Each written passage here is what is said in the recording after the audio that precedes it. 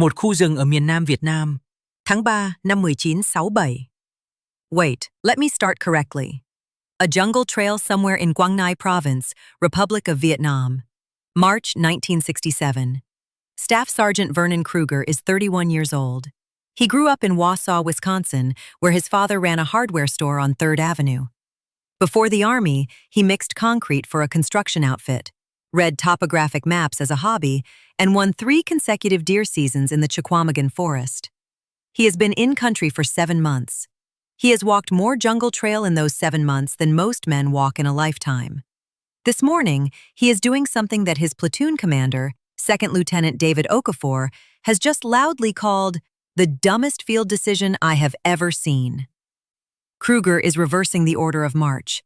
His company, Charlie Company, 2nd Battalion, 35th Infantry Regiment, 4th Infantry Division, is moving through triple canopy jungle toward a hamlet called Duc Pho. The standard order of march has the point element leading, followed by the command element, followed by the main body. Every manual says so. Every NCO school says so. Every senior officer in the division says so. Kruger is putting the main body first. What happens in the next 40 minutes will kill 11 men, wound 26 more, and generate a classified after-action report that circulates through infantry doctrine offices for the next 3 years without ever resolving the central question it raises. Did Vernon Kruger save his company, or did he simply get lucky? And why does the answer to that question matter so much to the men who wrote the report? To understand what Kruger did and why the Army spent 3 years arguing about it, we need to go back, not to Vietnam and not to the 1960s. We need to go back to the fundamental problem that has haunted every infantry commander since the first human beings started killing each other in terrain that blocked their line of sight. Part 1. The Geometry of Death. The ambush is the oldest tactic in warfare. It predates cavalry, it predates fortification, it predates the organized state. It is, at its core, an exploitation of a single geometric fact. If you can see your enemy before he can see you, and if you can arrange your force perpendicular to his line of movement, you can kill him at a ratio that no frontal engagement can match. Military historians who have studied ambush doctrine across cultures and centuries, among them John Keegan, whose 1976 work, The Face of Battle, dissected the mechanics of violence with forensic precision, have noted that the ambush shares a structural DNA across millennia. The Romans called it an insidiae. The Chinese military theorist Sun Tzu, writing in the 5th century before the Common Era, described terrain that allows of neither advance nor retreat as the killing ground of choice. The Apache raiders of the American Southwest in the 1870s had refined ambush doctrine to a level of tactical sophistication that the United States Army, to its considerable embarrassment, did not fully understand until after the campaigns were over. The geometry is always the same. The ambushing force positions itself along a linear axis, a trail, a road, a riverbank, a ridgeline. The target force moves along that axis, perpendicular to the ambush line. When the target enters the kill zone, the stretch of terrain where the ambushers have overlapping fields of fire, the ambush is triggered. The target force is caught in what military planners call enfilading fire, fire that travels down the length of the formation rather than across it. Enfilading fire is catastrophically effective for one reason. A round traveling across a formation might hit 1 man. A round traveling down a formation might hit 5. Think about that geometry for a moment. Imagine 10 men walking in a column, spaced 5 meters apart. A burst of automatic fire from the side might cross the column in a fraction of a second, passing between men, hitting 1 or 2 if the aim is good. A burst of automatic fire from the front or rear travels the entire length of that column. Every meter of that column is a potential casualty. This is the fundamental problem that every infantry unit moving through restricted terrain faces. You cannot see the ambush before you walk into it. The terrain that hides the enemy, jungle, forest, urban rubble, mountain passes, is the same terrain you must move through to accomplish your mission. And the moment you enter the kill zone, the tactical advantage shifts almost entirely to the ambusher. Almost. There is one vulnerability in the ambush that military thinkers have identified and debated for as long as the tactic has existed. The ambush depends on a prediction. The ambusher must correctly anticipate where the target will be, at what time, in what formation, and in what order. Change any one of those variables, and the geometry of the kill zone changes with it. The United States Army in Vietnam understood this intellectually. The problem was that understanding something intellectually and translating it into behavior under fire in triple canopy jungle are two entirely different things. By 1967, the Army's standard approach to counter-ambush was built around speed of reaction, not prevention. The doctrine, codified in Field Manual 2175, Combat Training of the Individual Soldier and Patrolling, prescribed that a unit caught in a near ambush should immediately assault into the ambush, rush the guns, close the distance, deny the enemy the standoff he needs to finish the kill. This was not bad doctrine. In many situations, it worked, but it carried an implicit assumption that the unit entering the kill zone would have enough men still standing after the initial burst to execute the assault. In a well-prepared ambush against a column moving in standard order of march, that assumption was often wrong. The standard order of march, point element, command element, main body, placed the command structure of the unit at the front of the formation, behind only the point. This made sense for command and control in open terrain. The commander needed to be close to the point, able to react quickly to contact. But in an ambush, the kill zone was typically designed to catch the command element. Kill the commanders, and the unit's ability to respond coherently collapses. This was not a secret. The North Vietnamese Army and the Viet Cong understood American doctrine thoroughly by 1967. They had been fighting American units for 2 years. They had captured American field manuals. They had interrogated prisoners. They had observed American patrol patterns from tree lines and from spider holes, and from the shadows of hamlets. They knew where the command element would be. They knew where the radio operators would be. They knew exactly who to shoot first. And here is the detail that the after-action reports from this period return to again and again. The radio operator.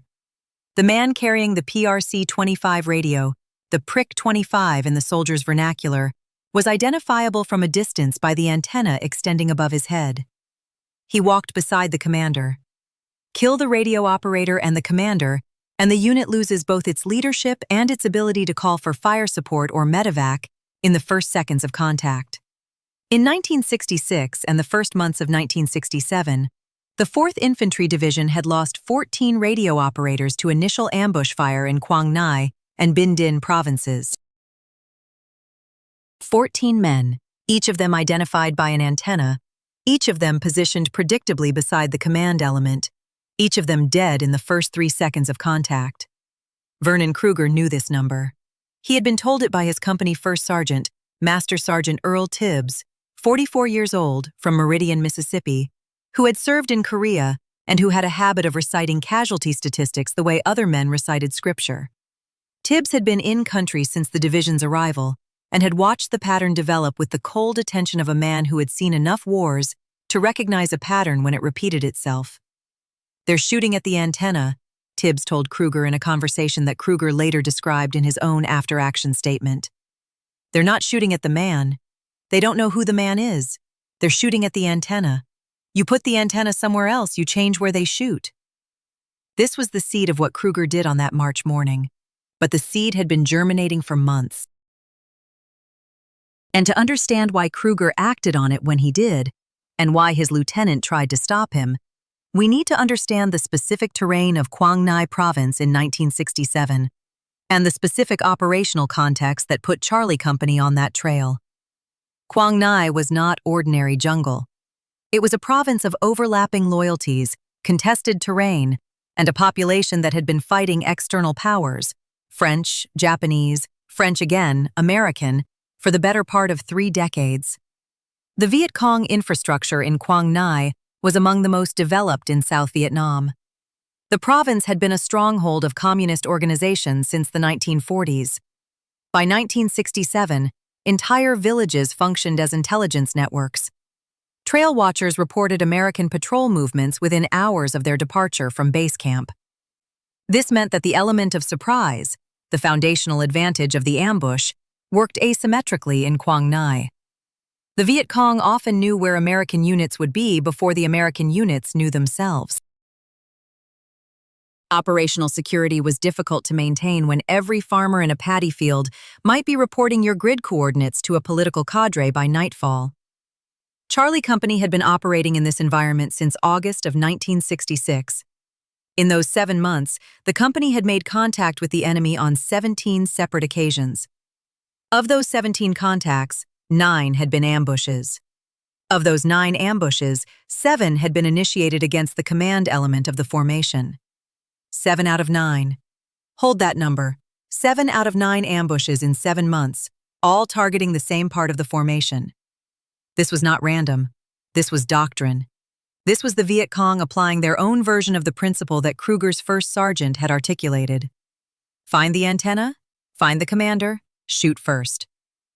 It was in this context, 7 months of pattern, 17 contacts, 9 ambushes, 7 of them aimed at the command element, that Vernon Kruger made his decision on the morning of the 14th of March, 1967. Part 2. The wrong end of the column. Charlie Company had been given a movement order the previous evening. The mission was a cordon and search operation in the hamlet of Duc Pho, approximately 4 kilometers from their night defensive position through mixed terrain. Open rice paddies for the first kilometer, then a tree line, then approximately 2.5 kilometers of triple canopy jungle along a narrow trail, then a final approach across open ground to the hamlet perimeter. The company commander was Captain Raymond Foss, 33 years old, from Boise, Idaho, a West Point graduate, class of 1956. Foss was considered a capable officer by his battalion commander and a demanding one by his men. He ran tight formations, maintained noise discipline, and had a reputation for meticulous pre-mission briefings. He had been with the company for 4 months. Foss had designated the standard order of march for the movement. First Platoon would lead as the main effort, with a point element of 2 scouts from First Platoon. Second Platoon would follow the command element. Third Platoon would be the trail element. The company's 2 attached machine gun crews, each carrying an M60 machine gun, would be distributed between the command element and the trail. Vernon Kruger was the platoon sergeant of 2nd Platoon. At 0630 on the morning of the 14th, as the company was forming up at the edge of the night defensive position, Kruger approached Captain Foss. What was said in that conversation is documented in 2 places: Kruger's own after-action statement and the statement of Specialist 4th Class Marcus Webb, 20 years old, from Shreveport, Louisiana, who was standing 3 meters away and heard the exchange. According to both accounts, Kruger told Foss that he wanted to recommend a modification to the order of march. Specifically, he wanted 2nd Platoon, the platoon that contained the command element, because Foss habitually positioned himself with 2nd Platoon to move to the rear of the formation for the jungle portion of the movement. He wanted the command element to march last, not second. Foss asked why. Kruger's answer, as recorded in his after-action statement, was direct. "Sir, we've been hit 7 times in the command element position. They know where we walk. If we walk somewhere different today, they might shoot somewhere different." Foss denied the request. The standard order of march existed for reasons of command and control. If the company made contact at the front of the column, Foss needed to be close enough to the point to direct the response. Putting the command element at the rear of a 4-kilometer movement through jungle would degrade his ability to command. This was a reasonable position. It was also, as it turned out, wrong. Kruger did not argue further with Foss. He returned to his platoon. The company moved out at 0700. The movement across the open paddies was uneventful. The tree line was crossed without incident. The column entered the jungle trail at approximately 0745.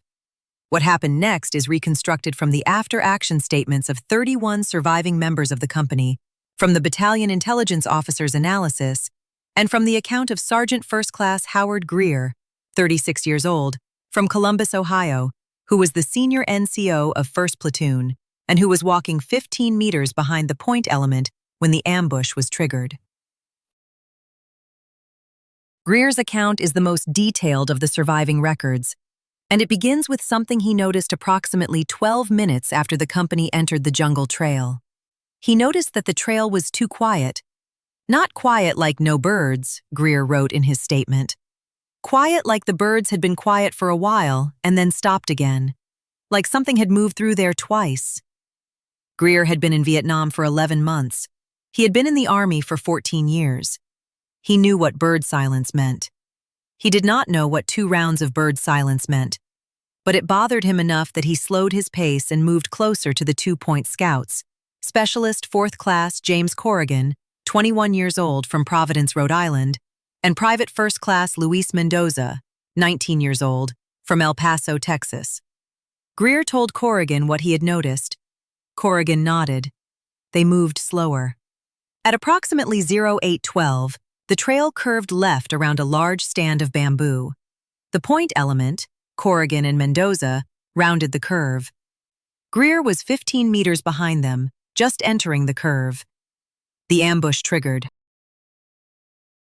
The initial burst of fire came from both sides of the trail, from fighting positions that had been prepared in the undergrowth to the left and right of the trail at the apex of the curve. The kill zone was approximately 40 meters long, centered on the curve. The Viet Cong element, estimated at between 22 and 28 fighters based on the subsequent sweep of the position, had positioned their heaviest weapons, 2 RPD light machine guns, at the far ends of the kill zone to prevent the target from breaking out of the ambush in either direction. Corrigan was hit in the first burst. He went down immediately. Mendoza was hit twice, once in the left arm and once in the left thigh, and managed to return fire before dropping behind a tree root. Greer was at the edge of the kill zone when the firing started. He was hit once, in the right shoulder, by what the subsequent medical report identified as a 7.62 millimeter round. None of that is the important part. The important part is what happened behind Greer. The standard order of march had been modified, not by Captain Foss, but by Vernon Kruger, acting on his own authority within the scope of his platoon's internal organization. After his request to Foss was denied, Kruger had done something that was technically within his authority as a platoon sergeant, but that his lieutenant, 2nd Lieutenant David Okafor, 23 years old, from Atlanta, Georgia, considered a dangerous deviation from the company order.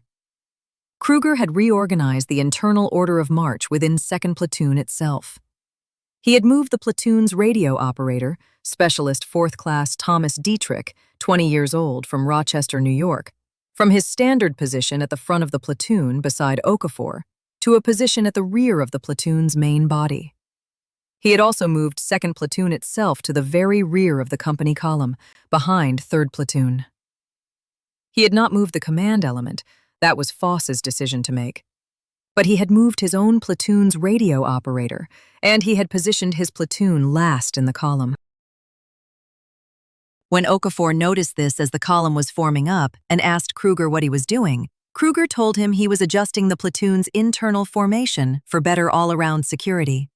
Okafor called it the dumbest field decision I have ever seen and ordered Kruger to restore the standard internal formation.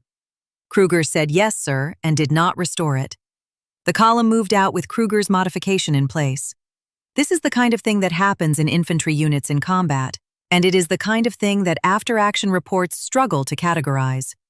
Was Kruger insubordinate? Technically, probably. Was he right? That is the question that haunted the after-action analysis for 3 years. When the ambush triggered at 0812, the kill zone caught 1st Platoon's point element and the front portion of 1st Platoon's main body. Greer and 2 other soldiers in the immediate vicinity of the curve were hit.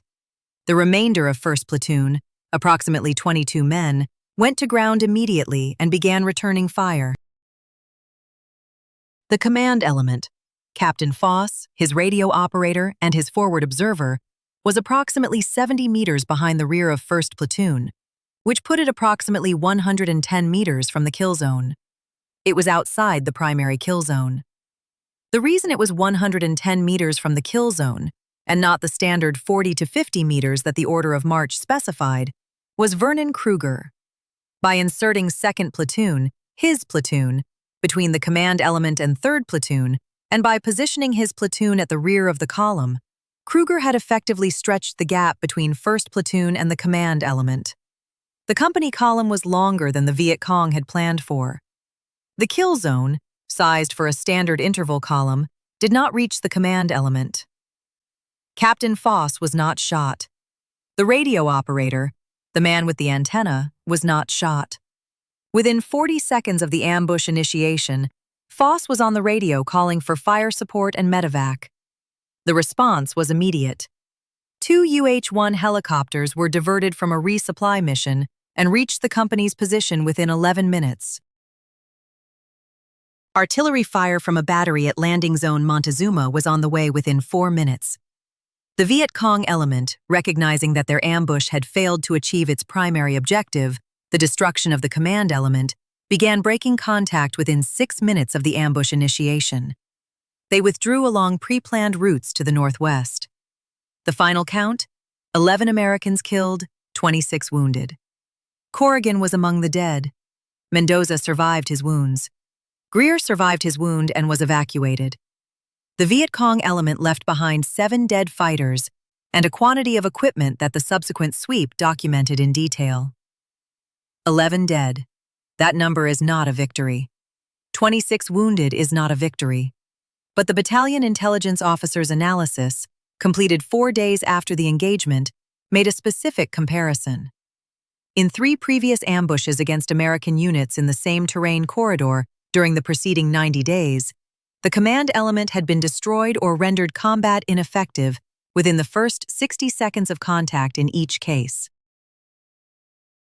The loss of command and control in those engagements had extended the duration of contact significantly, resulting in casualty counts of between 22 and 34 killed in each engagement.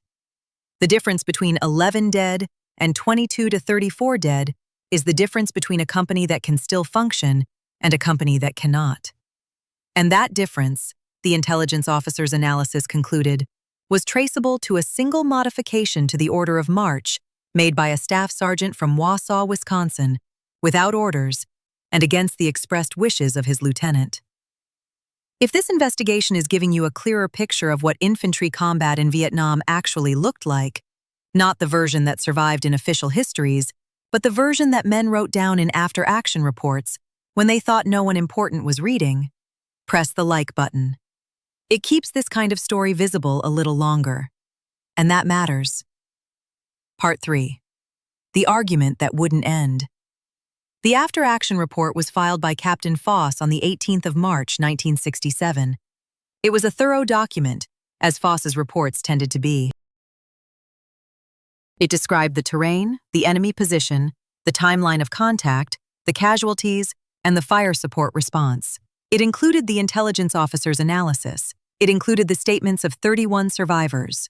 It also included a section on lessons learned that was, by the standards of Army after-action reporting, unusually candid. Foss wrote that the survival of the command element was attributable, in his assessment, to the modification made by Staff Sergeant Kruger.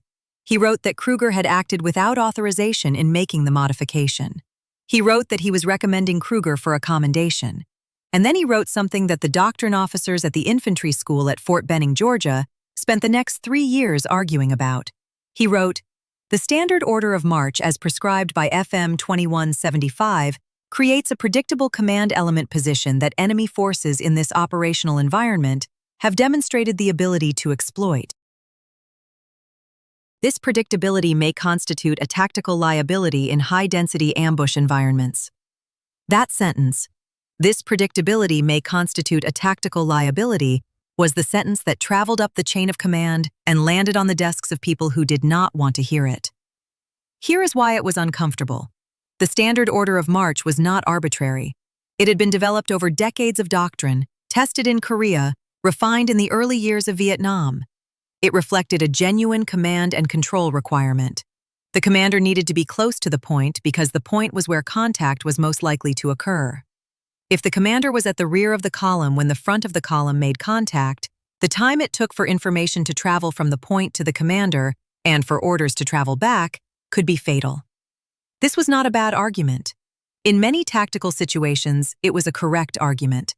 But Foss's after-action report was pointing at something that the doctrine had not fully accounted for: the enemy's ability to read the doctrine. In a conventional war against an enemy who did not know where the command element would be, the standard order of march was sound. In a counterinsurgency environment where the enemy had been watching American patrol patterns for 2 years and had effectively reverse-engineered American doctrine, the standard order of march was a targeting solution. The infantry school at Fort Benning received Foss's report in April of 1967. It was assigned to a doctrine review working group. The working group included several officers with Vietnam experience, among them Major Gerald Taft, 38 years old, from Louisville, Kentucky, who had served 2 tours in Vietnam and who had his own views on the relationship between doctrine and enemy adaptation. Taft's position, as recorded in the working group's meeting minutes, which were declassified in 1992, was blunt. He argued that the working group needed to confront a fundamental question. When the enemy knows your doctrine as well as you do, is your doctrine still doctrine, or is it a script you're handing to the other side? This was not a comfortable question for an institution whose authority derived in part from the stability and universality of its doctrine. If the answer was, it's a script, then the implication was that American units needed to vary their formations systematically, which raised the command and control problem Foss had identified. If the answer was, it's still doctrine, then the implication was that the 11 men killed in the ambush of the 14th of March had died because the Army was handing the enemy a script. Neither answer was acceptable. The working group deliberated for 6 months. It consulted after-action reports from other units. It found that Foss's observation was not isolated. In the period between January of 1966 and December of 1967, the working group identified 47 separate ambush engagements in the 2nd Corps Tactical Zone, in which the command element of the targeted unit was the primary focus of the initial burst of fire. 47 engagements. In 31 of those 47, the command element was destroyed or rendered combat ineffective within the first 90 seconds of contact. 31 out of 47. The pattern was unambiguous. The enemy was targeting the command element. The enemy knew where the command element would be. The enemy knew where the command element would be because the command element was always in the same place relative to the formation. And yet the working group's final report, issued in February of 1968, did not change the prescribed order of march. It recommended instead a series of procedural variations, techniques that unit commanders could employ at their discretion to reduce predictability. These included varying the interval between elements, occasionally placing a senior NCO in the position typically occupied by the commander, and rotating which platoon served as the lead element. It did not recommend what Kruger had done. It did not recommend moving the command element to the rear of the formation. The reason, buried in the working group's deliberations, was the command and control problem. The working group concluded that the risk of degraded command and control from a rear-positioned command element outweighed the risk of enemy targeting of a front-positioned command element. It was a calculated trade-off. The working group acknowledged that the trade-off might not be correct in all environments, but it declined to prescribe a different solution.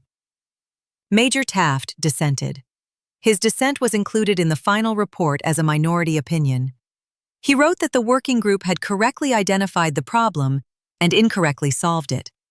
He wrote that the solution to enemy exploitation of doctrinal predictability was not procedural variations, but a fundamental rethinking of the relationship between command position and formation structure. He wrote that the Army was choosing institutional comfort over tactical reality. He also wrote something that is worth pausing on. He wrote, "We are not arguing about a formation.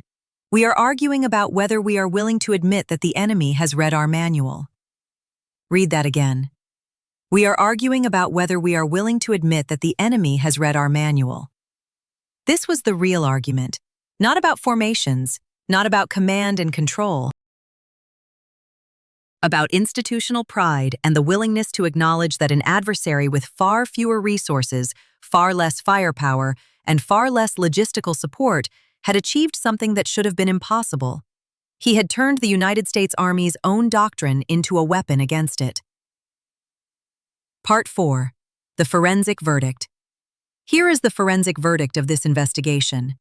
Vernon Kruger was right. The after-action analysis was right. Major Taft was right. And the working group's final report was, in its practical consequence, wrong. Not because its reasoning was entirely unsound, but because it prioritized the preservation of existing doctrine over the demonstrated cost of that doctrine in human lives. Let's be precise about what Kruger actually did, because the precision matters. Kruger did not invent a new tactic. He did not discover a principle that military science had not previously articulated. The vulnerability of predictable formations to enemy exploitation is as old as warfare. Sun Tzu wrote about it. Clausewitz discussed it. The U.S. Army's own doctrine manuals acknowledged it in general terms. What Kruger did was something more specific and more difficult. He observed a pattern. 7 ambushes targeting the command element in 7 months, and he acted on that pattern in the face of institutional resistance. He made a modification that his company commander had denied, and his platoon commander had explicitly ordered him not to make. He did this not out of insubordination, but out of a calculation that the cost of following doctrine in this specific environment, on this specific day, was higher than the cost of deviating from it. He was right. 11 men died. The command element survived. The company retained the ability to function, to call for fire, to evacuate its wounded. In the 3 previous comparable ambushes that the intelligence analysis used as a baseline, the destruction of the command element had resulted in casualty counts between 22 and 34 dead. The difference between 11 and 22 is 11 men who went home. But the forensic picture is more complicated than a simple verdict of Kruger right, doctrine wrong. The command and control problem that Foss identified and that the working group wrestled with was real. In a different engagement, one where contact came not at the front of the column but at the rear or on the flank, having the command element at the rear of the formation could have been catastrophic. The commander's ability to direct the response to contact depends on his proximity to the contact point. Move him too far from the point, and the lag between contact and command response grows. In a fast-moving engagement, that lag kills people. This is why doctrine exists. Not because doctrine is always right, because doctrine represents the best available answer to the most common situation, tested against a range of scenarios and codified to ensure that the answer is consistently applied. Doctrine is the Army's attempt to solve the problem in advance, so that the man on the ground doesn't have to solve it from scratch under fire. The problem in Vietnam, and this is what Major Taft was pointing at, was that the enemy had also read the doctrine. The Viet Cong and NVA were not fighting the most common situation. They were fighting the specific situation created by American doctrine, using that doctrine as a targeting tool. Stop and think about what that means. The United States Army spent decades developing doctrine to solve the problem of how to move infantry through contested terrain. The doctrine was tested, refined, codified. It was the product of genuine institutional knowledge, and the enemy, through observation and captured documents and the interrogation of prisoners, learned it well enough to use it against the men it was designed to protect. This is not a unique phenomenon in military history. It happens whenever a doctrine becomes sufficiently standardized and sufficiently well known that an adversary can anticipate it.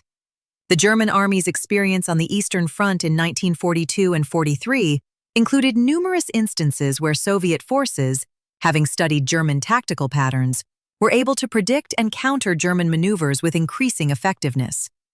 The British experience in the Boer War at the turn of the 20th century involved a similar dynamic, where Boer commandos exploited the predictability of British column formations to devastating effect. The pattern is always the same. Doctrine is developed. Doctrine is applied. Adversary learns doctrine. Doctrine becomes liability. Institution resists changing doctrine. Men die. The gap between the 3rd and 4th steps, between the adversary learning the doctrine and the institution changing it, is measured in lives. In Vietnam, in the 2nd Corps Tactical Zone, in the period covered by the working group's analysis, That gap was measured in 31 destroyed command elements across 47 engagements. It was measured in radio operators shot through the head before they could transmit a contact report. It was measured in officers killed in the first 3 seconds of contact, leaving their units to fight without direction in terrain that made visual communication impossible. Now consider what Kruger did against this background. He was a staff sergeant. He had no authority to change doctrine. He had no authority to modify the company order of march. He had, at most, the authority to organize his own platoon's internal formation, and even that authority was contested by his lieutenant. He was a man with a high school education, 7 months in country, and a pattern of 7 ambushes that told him something the doctrine manuals had not caught up to. He acted. He was wrong about one thing, or perhaps better said, he was lucky about one thing. His modification worked on the 14th of March because the Viet Cong element had sized their kill zone for a standard interval column. If they had sized it for a longer column, if they had accounted for the possibility that an American unit might vary its formation, the kill zone might have been long enough to reach the command element regardless. Kruger's modification was not a foolproof solution. It was a specific response to a specific pattern, and it happened to work because the enemy had not yet adapted to the adaptation. This is the arms race at the heart of tactical doctrine. One side adapts, the other side adapts to the adaptation. The first side adapts again. The cycle does not end, it simply moves. What happened to the men of Charlie Company after that morning? Captain Raymond Foss completed his tour in August of 1967 and returned to the United States. He served at Fort Lewis, Washington, and retired as a lieutenant colonel in 1979. He died in Boise in 2008 at the age of 74.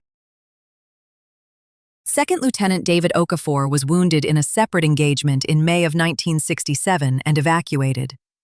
He recovered, completed his service obligation, and returned to Atlanta, where he worked as a civil engineer for 30 years. He died in 2019 at the age of 75. Specialist 4th Class Thomas Dietrich, the radio operator that Kruger moved to the rear of the platoon, completed his tour in December of 1967. He went back to Rochester, New York, worked for Eastman Kodak for 22 years, and raised 3 children.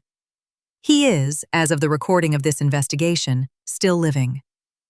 Sergeant 1st Class Howard Greer, wounded in the right shoulder in the initial burst, was evacuated and spent 3 months in rehabilitation at Walter Reed Army Medical Center. He returned to Vietnam for a second tour in 1968, served as a company first sergeant, and retired in 1973 as a master sergeant. He died in Columbus, Ohio, in 1997 at the age of 66. Specialist 4th Class James Corrigan, 21 years old, from Providence, Rhode Island, did not come home. He is buried at St. Francis Cemetery in Cranston, Rhode Island. His name is on the Vietnam Veterans Memorial in Washington, D.C., on panel 26 East, line 63. Major Gerald Taft, the dissenting voice on the working group, served a 3rd tour in Vietnam in 1968 and 69.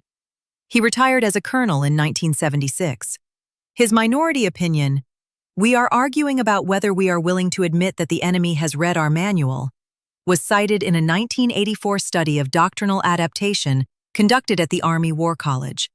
He died in Louisville in 2003 at the age of 74. Vernon Kruger completed his tour in August of 1967. He was awarded the Bronze Star with Valor device for his actions on the 14th of March.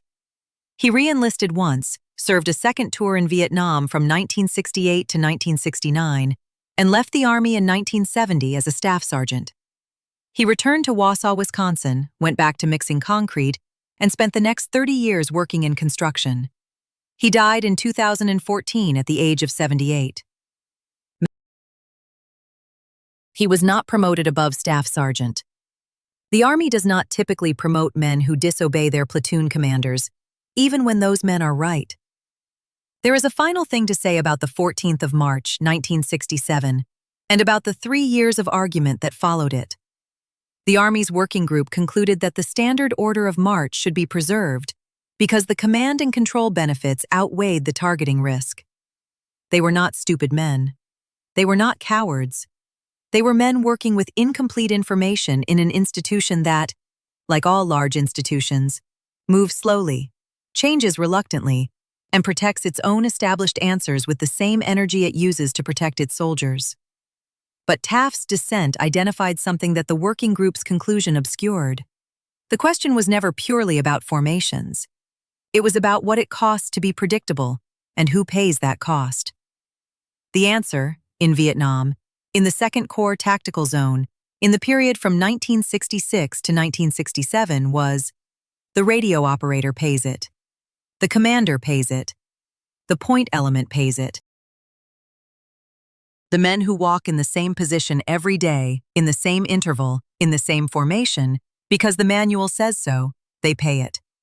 Vernon Kruger walked back to his platoon after Captain Foss denied his request. He reorganized his platoon's formation without authorization. His lieutenant called it the dumbest field decision he had ever seen. 11 men died that morning instead of 22. We are arguing about whether we are willing to admit that the enemy has read our manual. Taft wrote that in February of 1968. The Army filed his dissent and preserved the doctrine. The war continued for 7 more years. The ambushes continued. The radio operators continued to walk beside the commanders, their antennas visible above the canopy, identifiable from 100 meters. And Vernon Kruger went back to Wausau and mixed concrete, carrying the knowledge that he had been right, and that being right had not been enough, and that 11 names on a wall in Washington were the arithmetic of an institution that could not quite bring itself to admit what its enemy already knew. If this investigation gave you something, press the like button. Subscribe if you want the next chapter, and remember this: the most dangerous document on a battlefield is sometimes your own field manual, if the other side has had long enough to read it. One more thing. The jungle trail in Quang Ngai Province where Corrigan died is still there. The bamboo stand at the curve is still there. The terrain does not remember the 14th of March, 1967. It does not keep score. It is simply terrain, the same geometry, the same sight lines, the same physics of a round traveling down a column instead of across it. The geometry of death does not change. Only the willingness to see it does.